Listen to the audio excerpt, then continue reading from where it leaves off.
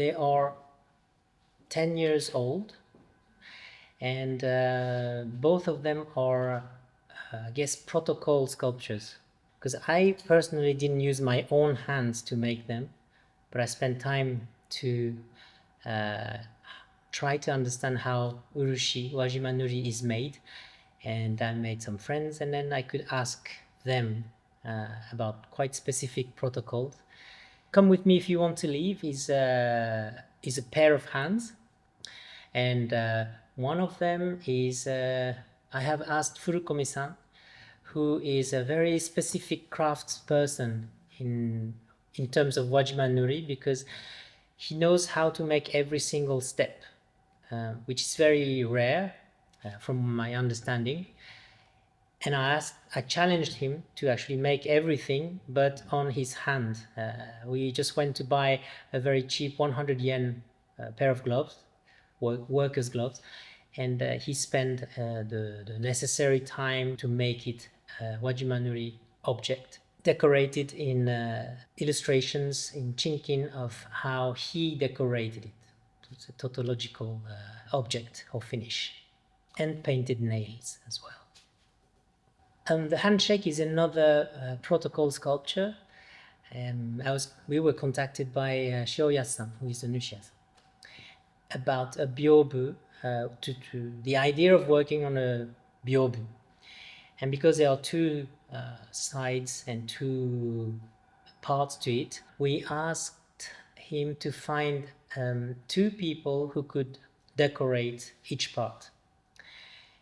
And one should be an expert in makie, so I guess it's more a volume type decoration, and the other chinkin craftsperson, so it's more about engraving and making, I guess it's mounts and valleys.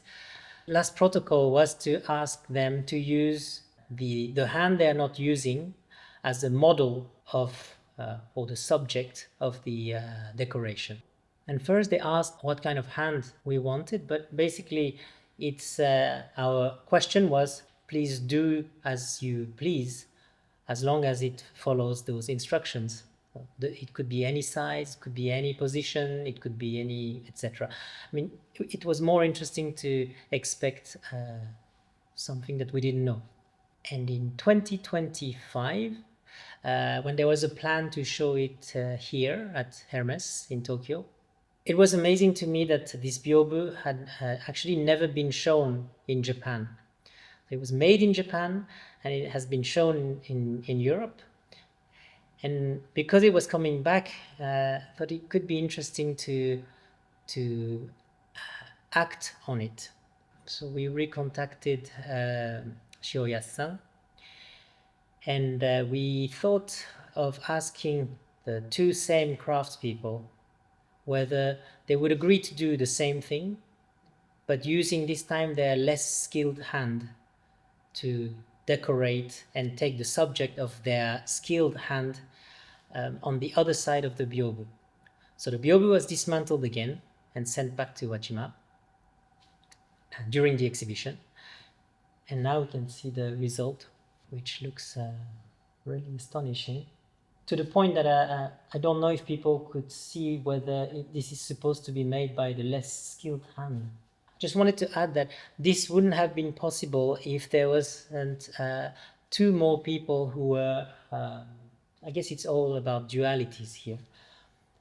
Reiko from Hermes and Karen from the FRAC, the collection where the byobu is usually, agreed to the change of the work, or agreed to take a risk that the work could be changed.